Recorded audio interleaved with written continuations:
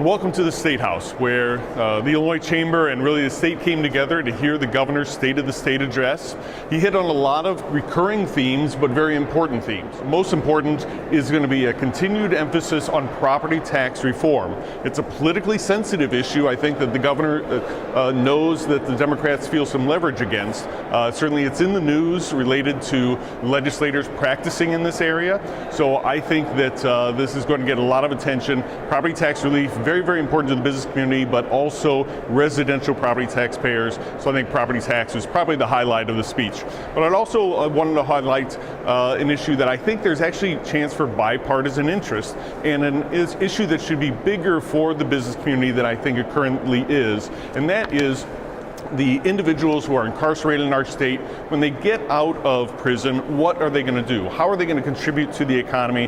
How are they going to be productive citizens again? And I was very proud to be seated next to the very first recipient of a professional license that was earned while in prison.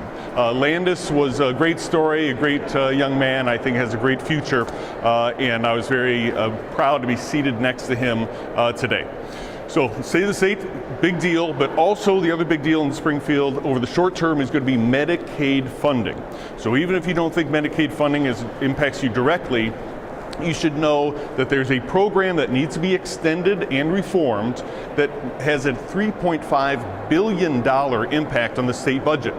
So we already know we've still got a backlog of unpaid bills. You throw $3.5 billion onto that deficit, and we're almost back to where we were before the tax increase. So Medicaid needs to be extended and reformed so that we can go ahead and access federal dollars that will go ahead and prevent a $3.5 billion impact on the state budget. So the legislature's starting to get rolling, a little slow right now, but we look forward to keeping you up to date all through 2018. Thanks.